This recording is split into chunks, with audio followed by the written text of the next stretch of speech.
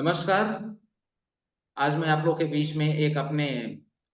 YouTube family के एक ऐसे सदस्य को लेकर के उपस्थित हूँ, जो बहुत ही शिक्षा के मामले में बहुत गहरी दिलचस्पी रखते हैं और जिनका अपना खुद का अपना एक आईटी बैकग्राउंड रहा है और जॉब में भी हैं और इनका अपना जो शिक्षा के प्रति जागरूकता है और जो मेरी बातचीत इनसे होती है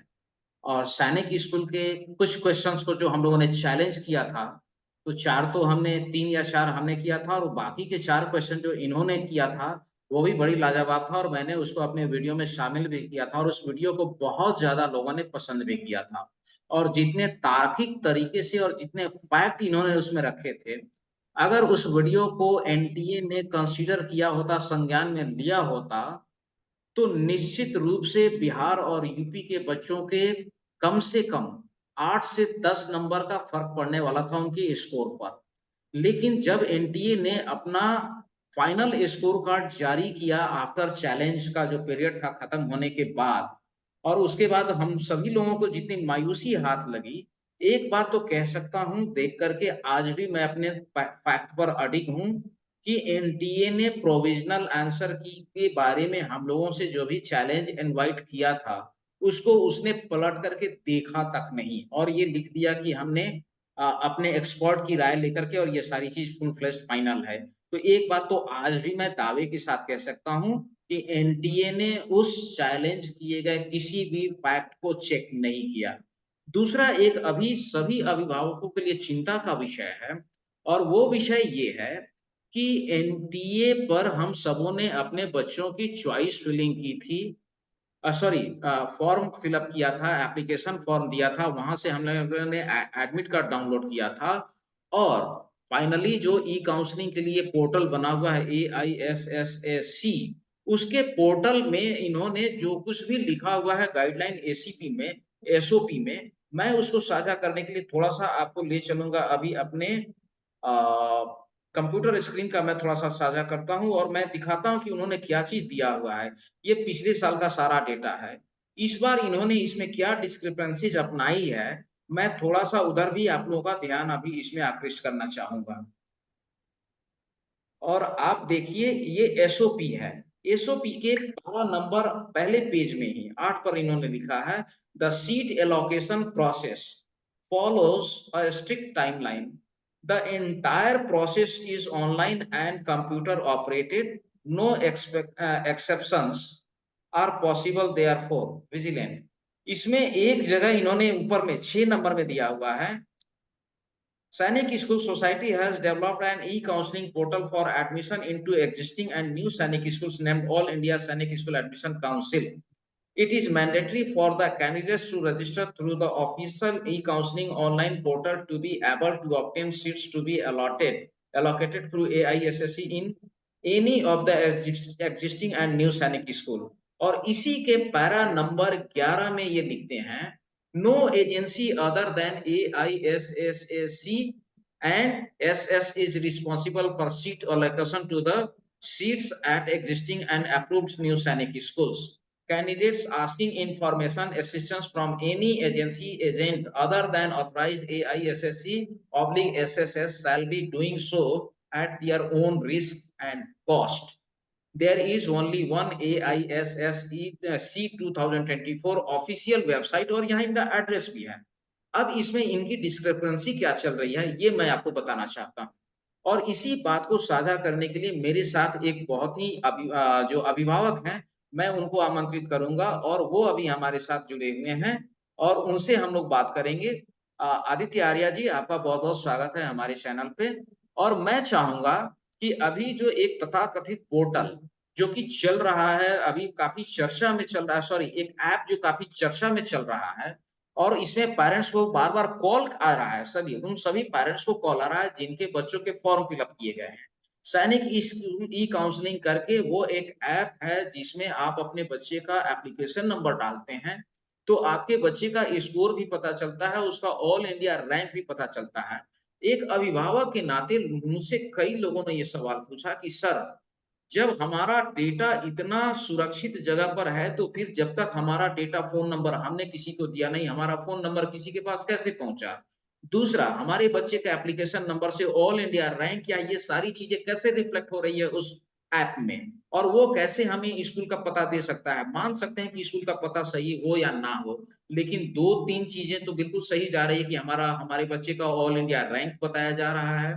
हमारे बच्चे का एप्लीकेशन नंबर से उसका सारा डेटा उसमें रिफ्लेक्ट हो रहा है। तो क्या हमारी डेटा को लीक किया जा रहा है? और इसी बात पर जो अपने व्यक्तिगत अनुभव में और उस ऐप का यूज़ करने के बाद से ये हमारे आदित्य आर्या जी को जो अनुभव में आया है, ये साझा करेंगे आपके साथ। सर, आदित्य आर्या जी,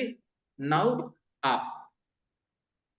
देखिए सर, ऐसा है, जो शौर्य भारत की वो ऐप है, तो जी, उसमें एक जो मुझे ऐसा लगा कि जब उन्होंने उसका डेमो दिया था, शुरू में उन्होंने उसका डेमो दिया था, तो उसके अंदर जो है आपको अपनी जो एप्लीकेशन नंबर और रोल नंबर आपको अपनी ओर से भरने होते थे और मार्क्स भी अपनी ओर से भरने होते थे। लेकिन जब फाइनल प्रोडक्ट उन्होंने लॉन्च कर दिया और जब उसको जो है लोगों ने खरीदना और यूज करना शुरू किया, तो पहले तो विषय ये भी आता है कि उन्होंने उसके जो उसकी जो प्राइसिंग है उसमें भी डिस्क्रिमिनेशंस किए हैं कि भाई पहले वो 500 रुपये प्लस जीएसटी था, अब वो फिर उसको 200 रुपये प्लस जीएसटी इस तरह से कम करके ले आए हैं।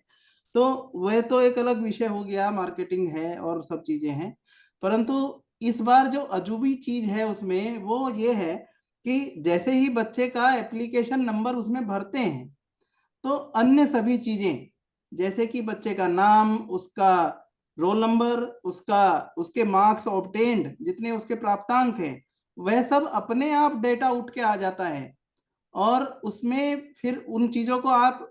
जो है वो बिल्कुल फिक्स रहते हैं। तो यानी इस प्रकार से केवल मात्र एक एप्लीकेशन नंबर के आधार पर अगर कोई आपका रोल नंबर जान ले, आपका नाम, पिता का नाम, माता का नाम और आपके मार्क्स जान ले, तो ये इससे ये ऐसा महसूस होता है, ऐसा इस चीज की वो प्रतीति दे रहे हैं कि जैसे कि एनटीए या फिर जो सैनिक स्कूल सोसाइटी है, उनका डेटाबेस डायरेक्टली उनको एक्सेस हो रहा है, ऐसा लगता है। तो ऐसा जो ये जो चीज है, यह मुझे अन्यायपूर्ण लगती है, क्योंकि एक कहावत है कि न्याय न सिर्फ होना चाहिए बल्कि न्याय होते हुए दिखना भी चाहिए। बिल्कुल, बिल्कुल। न्याय का होना बहुत आवश्यक है। बच्चे छोटे हैं और उनका मनोबल बनाए रखने के लिए हम जितनी पारदर्शी व्यवस्था और पारदर्शी प्रकार से जो पूरा एक इसका प्रोसेस चलाए जाने की हम अपेक्षा रखते हैं, भारतीय सेना में अधिकारी बनाने के लिए और उनको एक अच्छी गजेटेड रैंक पर हम एक जिम्मेदार नागरिक बनाने के लिए बच्चों को हम प्रेरित कर रहे हैं और इसलिए ही हम बच्चों को परीक्षा की तैयारी कराते हैं। इसी तरह का जज्बा हम उन बच्चों में भरते हैं। तो ऐसे में जहां भारतीय सेना का नाम आ जाता है तो वो विश्वसनीयता का सर्वोच्च शिखर है। भारतीय सेना पर अगर आप विश्वास नहीं कर सकते हैं, भारतीय सेना की व्यवस्थाओं पर और भारतीय सेना के तंत्र पर अगर आप विश्वास नहीं कर सकते हैं, तो फिर जीवन में और इस संसार में फिर आप किसी चीज पर विश्वास नहीं कर सकते हैं। तो इस प्रकार से भारतीय सेना के साथ जिन विद्यालयों को एसोसिएट किया जाता है और उन स्कूल्स में एडमिशन के लिए जिन एजेंसीज के सहयोग से, और वो एजेंसी एनटीए जो कि यूजीसी नेट की परीक्षा लेती है राष्ट्रीय स्तर पर, जो कि राष्ट्रीय स्तर पर एक टेस्टेड एजेंसी है और जिसकी इतनी रेपुटेशन है। तो हम बड़े जिम्मेदारी पूर्वक ये अपेक्षा करते हैं सभी संबंधित एजेंसीज से, चाहे उसमें सैनिक स्कूल सोसाइटी है, एनटीए है, रक्षा मंत्रालय है। तो हम लोगों ने बहुत ही जिम्मेदारी पूर्व बहुत ऑथेंटिक और बड़े ही विश्वसनीय तंत्र की व्यवस्था की हमने अपेक्षा की हुई है। और ऐसी हम सब अभिभावकों की जो अपेक्षा है वो उस पर ये व्यवस्था, ये जो सिस्टम है, इसको खरा उतरना चाहिए, ऐसा हमारा आग्रह है। और इस प्रकार से जब शुरुआत में आप देखिए ना कि जब चैलेंज किया गया क्वेश्चंस को, तो चलिए हमने 8 क्वेश्चंस को चैलेंज किया, लेकिन 8 क्वेश्चंस को चैलेंज होने के बावजूद इंग्लिश माध्यम और हिंदी माध्यम में आपकी जो आंसर की है उसमें एक भी चैलेंज एक्सेप्ट नहीं हुआ और वह जो की त्यों रही। जबकि मैंने ये बात नोट किया है कि जब, क्योंकि उसमें जितनी भाषाओं में परीक्षा होती है, वह सब भाषाओं की जो स्टैंडर्ड आंसर की है जो निकाली है एनटीए ने, तो उसमें उड़िया माध्यम में मैथमेटिक्स का एक क्वेश्चन और उड़िया माध्यम में ही इंटेलिजेंस के 2 क्वेश्चन ड्रॉप किए गए। इसके साथ ही साथ रीजनल मीडियम में अगर आप बात करें तो मलयालम माध्यम में भी इंटेलिजेंस का एक क्वेश्चन ड्रॉप किया गया है। जबकि इंग्लिश माध्यम और हिंदी माध्यम में किसी भी क्वेश्चन को ड्रॉप नहीं किया गया है। अगर आप इसका नंबर जोड़ें तो मैथमेटिक्स का एक क्वेश्चन 3 नंबर का बैठता है और रीजनिंग यानी इंटेलिजेंस के 2 क्वेश्चन 4 नंबर के बैठते हैं। तो ये आप, अगर हमने 8 क्वेश्चंस पे आपत्ति दर्ज की थी, ठीक है, आप 16 अंकों का लाभ, हो सकता है एक्सपर्ट्स को उससे संतुष्टि ना हुई हो हमारे तर्कों से, लेकिन ऐसा नहीं हो सकता कि उड़िया माध्यम और मलयालम माध्यम में गणित के यानी मैथमेटिक्स के और इंटेलिजेंस के, क्योंकि वो सभी माध्यमों में वो क्वेश्चन सेम रहते हैं, तो ऐसा ऐसा भेदभाव नहीं दिखाई देना, ये तो स्पष्ट रूप से दिख रहा है कि उड़िया माध्यम और मलयालम माध्यम के बच्चों को जो लाभ मिला, इंग्लिश मीडियम और हिंदी मीडियम के बच्चों को वो लाभ नहीं मिला। तो हम, और जबकि भारत भर में जो सबसे अधिक इंग्लिश मीडियम के ही विद्यार्थियों ने सैनिक स्कूल एग्जाम दिया होगा, या हिंदी मीडियम के एक बड़े भारत में जो हिंदी भाषी राज्य हैं वो बड़े स्तर पर हैं, तो यानी कि ये जो अधिक लोकप्रिय माध्यम है परीक्षा देने के, उन विद्यार्थियों के साथ पहले ही चरण में जहां आंसर चैलेंज हुए वहीं पर पहला भेदभाव हुआ। तो ये चीज इस तरह से होना नहीं चाहिए था। तो एक, अच्छा, हम लोगों ने इसके विरुद्ध जो है भारत के माननीय प्रधानमंत्री जी और माननीय रक्षा मंत्री जी, और इसके अलावा भी हमने जो है बिहार के मुख्यमंत्री महोदय, और क्योंकि बिहार के अधिकांश जो है, ये आप कहेंगे बहुत बड़ी संख्या में बिहार के बच्चे जो हैं वो सैनिक स्कूल एग्जाम में compete करते हैं, और बोर्डिंग स्कूल्स में जाने के लिए विद्यार्थी के माता पिता अभिभावक प्रेरित होते हैं कि उनको भेजना चाहिए। तो हमने इन सब जो उच्च अथॉरिटीज हैं उनको टैग करते हुए उनको हमने एक्स पर, ट्विटर पर इसके लिए ट्वीट भी किया, परंतु इतने दिनों से किए गए ट्वीट के बारे में मैं तो समझ रहा था कि किसी जिम्मेदार अधिकारी, जो कोई सचिव स्तर के अधिकारी होंगे या कोई भी किसी प्रकार से हमें अप्रोच करेंगे, कि हमें पूछेंगे कि भाई आपका दर्द क्या है। हमने देखा है कि रक्षा मंत्री महोदय या विदेश मंत्री महोदय को ट्वीट किए जाते हैं और ऑनलाइन माध्यम से और उसको फोन के द्वारा संपर्क करके उन समस्याओं का समाधान कराया जाता है। हम एक सरकार से, भारत सरकार से हम एक जिम्मेदार रिस्पॉन्स की उम्मीद करते हैं, क्योंकि इतनी बड़ी संख्या में बच्चे, हिंदी माध्यम और इंग्लिश माध्यम के बच्चे और मलयालम माध्यम और उड़िया माध्यम के बच्चे, स्पष्ट रूप से भेदभाव यहाँ पर दिखाई दे रहा है। 7 अंक कम नहीं होते, एक एक अंक पर 500 से ज्यादा बच्चे जो हैं वो रैंक का अंतर पड़ जाता है एक अंक के कम या ज्यादा होने पर। तो इस प्रकार से पहली चीज तो यही आती है। फिर रही बात जो आपके ऐप की, जो एक थर्ड पार्टी ऐप चल रहा है, और उस थर्ड पार्टी ऐप में फर्स्ट हम जिसने बच्चे ने परीक्षा का फॉर्म भरा वो फर्स्ट पार्टी हुआ या वो सेकंड पार्टी हुआ, और जिन्होंने परीक्षा कंडक्ट कराई वो इस तरह से पहले और दूसरे पक्ष के बीच में फर्स्ट पार्टी सेकंड पार्टी का संबंध हुआ। और गोपनीयता का नियम यही कहता है कि किसी भी थर्ड पार्टी को वह डाटा, वह ऐसा कोई इंफॉर्मेशन जिस, और वो भी वह इंफॉर्मेशन जो काल बाधित ना हुआ हो। अभी इंफॉर्मेशन वो, जैसे कि अपने एप्लीकेशन नंबर है, एप्लीकेशन नंबर से नाम, रोल नंबर, माता पिता का नाम और कितने नंबर बच्चे को मिले, कितने उसके अंक आए, तो ये सारा इंफॉर्मेशन अभी प्रक्रिया जारी है, प्रक्रिया पूरी नहीं हुई है, वह काल बाह्य नहीं हुआ है, वह पूर्ण रूप से जो है वैलिड है इस समय। और वह सारी इंफॉर्मेशन जो है जब इस तरह मिलती है किसी थर्ड पार्टी ऐप को, तो हमें थोड़ी सी उससे, इसमें इतनी सारी चीज मतलब कुछ इनका गतिविधि इस ढंग से इस बार घटित हो रहा है जो कहीं ना कहीं संदेह पैदा कर रहा है। एक पिछले साल जिस तरीके से पहली बार ई काउंसलिंग की प्रक्रिया को बड़े एक लार्ज स्केल पर जब लॉन्च किया गया, तो सारे इन्होंने डेटा को इतना ट्रांसपेरेंट तरीके से फ्रॉम डे वन एक-एक इन्फॉर्मेशन को इन्होंने रखा था और उन सारी प्रक्रियाओं से सारे अभिभावक और छात्र और इवन हम लोगों ने भी सोशल मीडिया के माध्यम से जो जानकारी लोगों तक पहुँचाई थी या जो बच्चे संस्थाओं पर निर्भर हैं और अभिभावक अब निर्भर हैं कि अच्छा स्कूल वाले सब चीज़ इसको देखेंगे और हम लोगों ने उनको भी गाइड किया था। तो इसकी जानकारी इतनी अच्छी हो चुकी थी सभी अभिभावकों को कि इस बार वो अभिभावक खुद ही इस बात को बड़े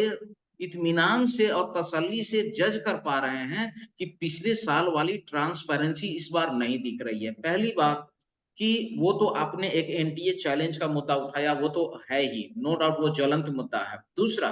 इन्होंने मेरिट लिस्ट जो ई-काउंसलिंग में पेरेंट्स के लिए बहुत ही महत्वपूर्ण टूल था, इवन वो मेरिट लिस्ट अगर जारी हो जाती, तो पेरेंट खुद भी सक्षम थे एटलीस्ट कम से कम जो सेकंड राउंड अपने बच्चे को दिला रहे हैं एग्ज़ाम, वो तो बिल्कुल सक्षम थे, उन्हें पता था ईच एंड एवरीथिंग वो कर लेते।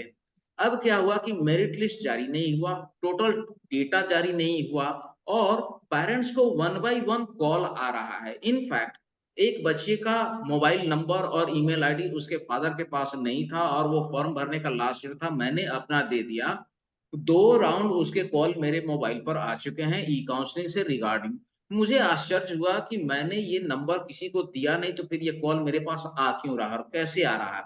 फिर आपसे जब जानकारी मिली कि आपने ऐप लिया और उसमें जैसे ही एप्लीकेशन नंबर आप डाल रहे हैं, तो ये सारी चीज़ें वहाँ पर रिफ्लेक्ट हो रही है ऑल इंडिया रैंक तक। इसका मतलब मुझे लगा कि ये डेटा तो एनटीए के पास होता है, ये डेटा कहीं न कहीं से फुल एक्सेस जब तक नहीं मिलेगा किसी को, ये कोई कर नहीं सकता है। दूसरा शक होने का एक कारण और हो रहा है कि डेट सर्वर डाउन करके ये इतना स्लो चल रहा है प्रोसेस धीरे-धीरे और डेट एक्सटेंड पर एक्सटेंड, जो पहला तय शेड्यूल था, अगर उसके अकॉर्डिंगली ये कंडक्ट किया गया होता, तो मार्च लास्ट होते-होते पहली राउंड ई-काउंसलिंग बिल्कुल समाप्त हो जाती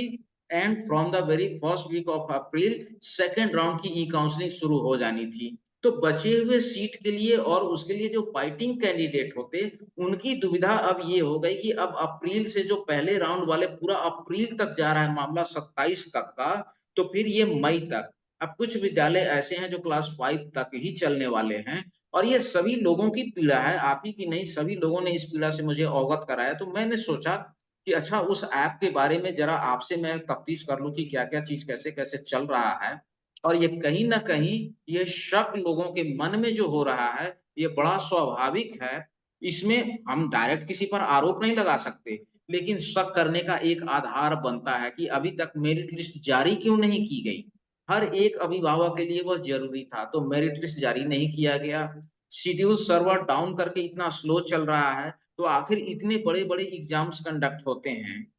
आईआईटी है, नीट है, जी का एग्ज़ाम है, किसी का सर्वर डाउन नहीं होता, इसका डाउन हो जाएगा। जिस पर ऑलरेडी सारा काम पिछले साल हो चुका है, वही पोर्टल इस बार लॉन्च किया गया। आपने कुछ मॉडिफ़िकेशन किया होगा, तो आपने उसका ट्रायल क्या किया, कैसे किया? और ये डिले होना, मेरिट लिस्ट न आना और बार-बार लोगों पर कॉल आना, ऐप डाउनलोड करने के लिए उनको फ़ोर्स करना, ये सब सारा मतलब इसके गतिविधि को संदेह के घेरे में डालता है कि जब तक पूरा एक्सेस ना मिले, तब तक ये संभव नहीं है इस चीज़ को इतना एग्ज़ैक्ट सटीक किसी ऐप के माध्यम से जानकारी देना। और फिर आप ही ने अपने एसओपी में जो मैंने शुरू में ही लोगों को दिखाया कि इस एसओपी में स्पष्ट रूप से कहा गया कि no other other agency than AISSE और एसएसएस। तो फिर ये आपके उसी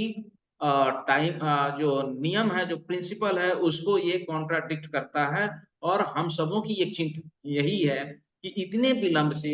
अब अभिभावक जिनके बच्चे कहीं ऑलरेडी पढ़ रहे हैं, या तो फिर वहाँ का कॉपी किताब और सब चीज़ करें और फिर जब इनके यहाँ हो जाए, तो एक आर्थिक बोझ या फिर अगर जिनके बच्चे क्लास 5 तक ही जहाँ पढ़े हैं, आगे की व्यवस्था नहीं है, वो अब 4 महीना घर बैठे इनके ई-काउंसलिंग राउंड के लिए, तो थोड़ी-सी लेथार्जिक स्थिति दिख रही है, जो कि बहुत बढ़िया नहीं है। पिछली बार की तुलना में इस बार डाउट होने का बहुत सारा कारण है। पिछली बार अप्रैल में शुरू हुई थी, लेकिन काम इतना बढ़िया और तत्परता के साथ हो रहा था, जिसका जवाब नहीं है। साइट भले थोड़ा स्लो था, लेकिन काम और ट्रांसपेरेंसी एकदम लोगों का विश्वास जीतने लायक था। इस बार जस्ट उसके रिवर्स हुआ है। तो मुझे लगता है कि ये हम सभी अभिभावकों की चिंता है और इस पर जो कोई भी ज़िम्मेदार लोग हों, वो संज्ञान लें। हम तो ये उम्मीद ही कर सकते हैं, डायरेक्ट हम किसी के ऊपर आरोप तो नहीं लगा सकते। लेकिन आरोप मन में शंका जो हो रहा है, उसके पर्याप्त आधार हमें दिख रहे हैं। तो मैं एक बार फिर से आदित्य आर्या जी, इतने सारे फैक्ट रखने के लिए आपका एक बार मैं फिर से आभार प्रकट करता हूँ और बहुत ही बढ़िया बेहतर तरीके से आपने तथ्य को रखा है या अपनी पीड़ा को व्यक्त किया है और आपने अपने माध्यम से सभी अभिभावकों को एक तरीके से मेरे चैनल के माध्यम से रिप्रेजेंट किया है। मैं उम्मीद करता हूँ कि जो भी जवाबदेह लोग होंगे, इन सब सारी चीज़ों को संज्ञान में लेंगे और इसकी जो प्रक्रिया है, उसमें